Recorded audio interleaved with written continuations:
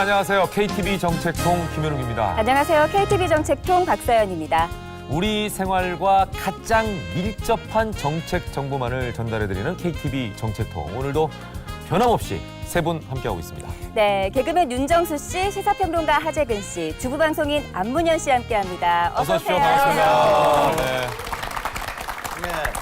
자, 보람을 느낄 수 있는 시간, 그 첫 번째 시간부터 또 만나보도록 하죠. 네, 우리 생활에 밀접한 정책 정보를 넓고 깊게 살펴보는 정보톡톡 시간입니다. 오늘 이 작년 취업 인턴 제한 관련해서 자세한 얘기 함께 나눠주실 분들 모셔봤습니다. 네. 먼저 고용노동부 고용사회인력정책과 김윤태 과장 나오셨습니다. 안녕하세요. 반갑습니다. 한국직업상담협회 이사장으로 계시는 경기대학교 대학원 직업학과 김병숙 교수 함께하고 계십니다. 어서 오십시오. 안녕하세요. 네, 그리고 작년 취업 인턴제를 통해 다시 인턴이 되신 새내기 직장인이시죠. 이도영 씨 나오셨습니다. 어서 오십시오. 반갑습니다. 네. 원래 나이가 지긋하신 분, 어르신이라는 단어와 새내기라는 단어는 상극이 되는 단어예요. 그렇죠. 근데 두 개 단어를 다 쓰시는 분이세요. 네. 네. 자, 너무나 그 신기한 정책이 아닌가라는 생각이 듭니다. 뭐 저기 이도영 씨가 오늘 주인공이시도 하시지만 많은 분들에게 이 단어가 참 새롭다 이런 느낌이 들 것 같은데 김윤태 과장님, 작년 취업 인턴제 어떤 제도인지 좀 먼저 자세하게 설명을 부탁드리겠습니다.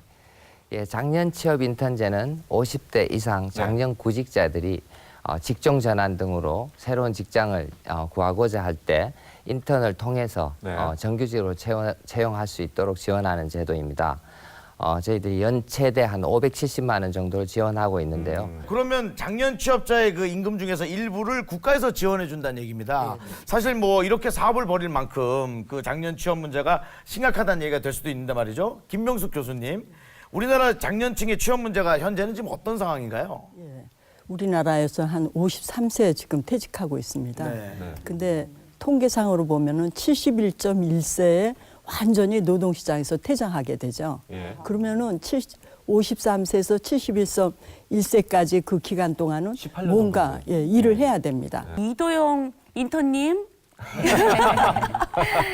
이도영 선생님은 이걸 어떻게 아셨어요? 작년 그 인턴 제가 있으니까 뭐 알아보라고 그래서 제가 그거를 이제 관계 기관을 쭉 알아보다가 결국 충북 경영협회라고 거기에 시니어 인턴제 담당 부서에 제가 연결을 한번 했습니다. 그래서 그분들이 정말 제 일처럼 반가워하면서 몇 번 이렇게 이제 만났어요. 그분 담당자하고 그래서 일권 이제 서류를 만들고 또 이제 관련된 그 업체를 수배를 해서 그렇게 이제 그 일이 연결됐죠.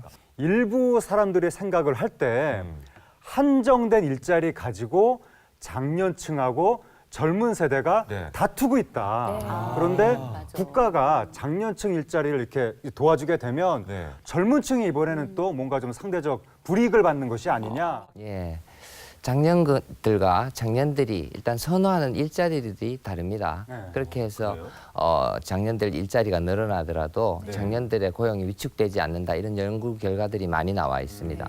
OECD 선진국들에서는 작년의 고용도 늘리고 작년의 고용도 함께 늘리는 쪽으로 정책을 추진하고 있습니다. 정부에서도 좀 많은 정책들이 더 나와야 되지 않을까 싶은데요. 우리가 이제 고령화 사회로 들어간다는 얘기들을 많이 하고 있거든요. 사실 이런 부분에 대해서 정부의 인력 정책은 어떤 방향으로 나가기 위해 준비하고 계시고 또 어떤 계획들이 있는지 좀 마무리 말씀 부탁드리겠습니다. 예. 정부에서는 지난해 9월 24일 작년 고용 종합 대책을 발표한 바가 있습니다. 일단 60세 이상 정년제가 현장에 안착되도록 해서 주된 일자리에서 더 오래 일하도록 한다라는 것과요. 그다음에 이제 취업 가능성을 높이기 위하여 직업 능력을 향상하는 이런 내용. 그다음에 재취업하는 일자리 근로자들 구직자들을 위해서는 저희들이 맞춤형 지원 대책과 취업 발전을 강화한다는 이런 내용들이 있습니다. 지금 현재 대한민국의 모습을 만드신 분들이 바로 작년 여러분들이십니다. 지금까지 너무 열심히 뛰어오셨는데 앞으로도 본인의 그 능력에 대한 희망을 잃지 마시고 다시 한번 대한민국을 제2의 도약할 수 있는 그런 발판이 될 수 있다라는 믿음을 가지고 열심히 다시 한번 뛰어주시길 부탁드리겠습니다.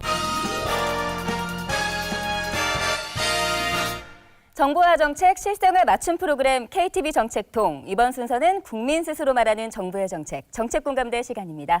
오늘 정책공감대 주인공이요. 함께 나누고 싶은 좋은 노인 복지 정책이 있어서 찾아오셨다고 합니다.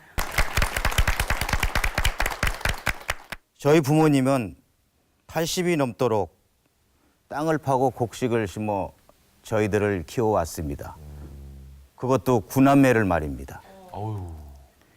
그런데 어느 날 나의 부모님이 너무 여유였다는 것을 느끼고 저희 집으로 모셨습니다. 그런데 막상 모시고 나니 제가 너무 챙겨주지를 못했던 겁니다. 그래서 지금까지 요양보호사분의 4년 동안 요양보호를 받고 있습니다. 요양보호사님이 오시고 나서부터는 제 마음이 한결 편해졌습니다. 또한 어머님이다 보니 제가 목욕을 못 시켜드리는 겁니다. 그렇죠. 그것 또한 너무 편해졌고요.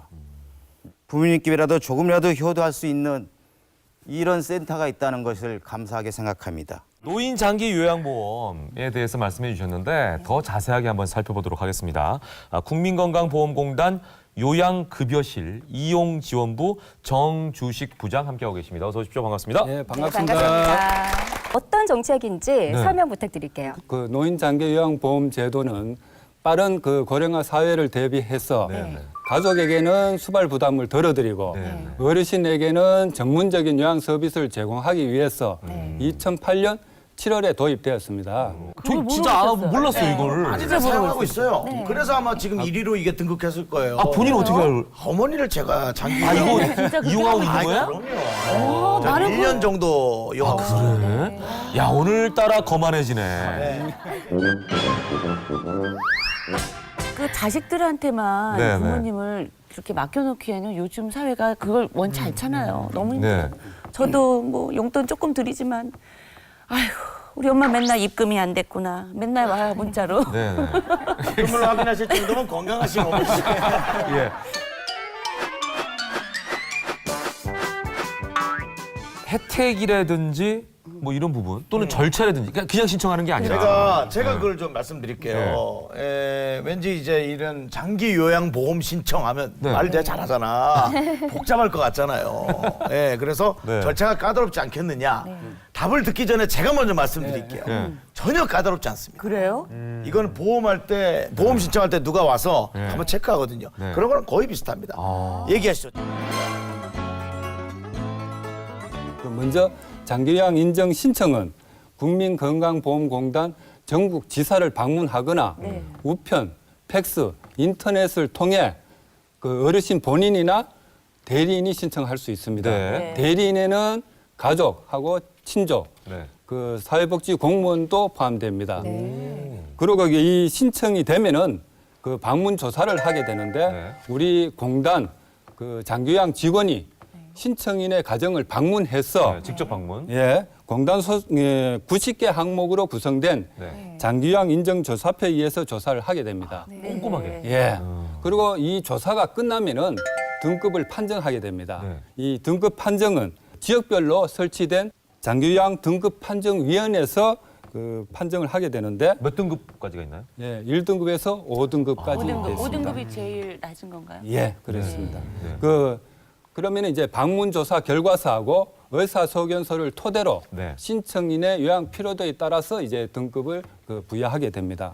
이제 등급이 이제 딱 부여가 되면은 우리 공단에서 장기요양 인증서하고 표준 장기 이용 계획서라는 것을 이제 송부해 드리면은 수급자께서는 본인 욕구에 맞는 급여를 제공할 수 있는 장기요양 기관하고 계약을 맺어서 서비스를 이용하시면 됩니다. 노인 장기 요양보험에 대해서 설명을 들었지만 그래도 이게 잘 모르겠다 하시는 분들은 직접 어디 가가지고 알아볼 때가 있습니까? 그 우리 건강보험공단 전국 227개 노인 요양보험 운영센터나 아니면은 고객센터로 문의하시면은 자세하게 안내 받으실 수 있습니다. 또 그 노인 장기요양보험 홈페이지를 이용하시면은 아마 자세한 사항도 사실 안락한 노후 생활을 위해서는 정부가 내놓고 있는 노인 정책을 좀 더 잘 알아야겠다라는 생각을 다시 한번 해봅니다.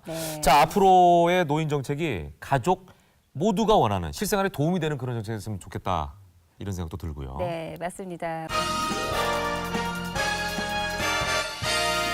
건강 시대 함께하도록 하겠습니다. 네, 저도 그렇지만 여성분들은 사실 건강이라고 하면 다이어트를 떠올리시는 분들이 참 많을 거예요. 예, 비만의 위험성을 경고하는 말 중에는 콜레스테롤을 조심하라는 말 많이 들어보셨을 텐데요. 네네, 그렇습니다. 그래서 오늘은 이 콜레스테롤에 대해서 알아보려고 합니다.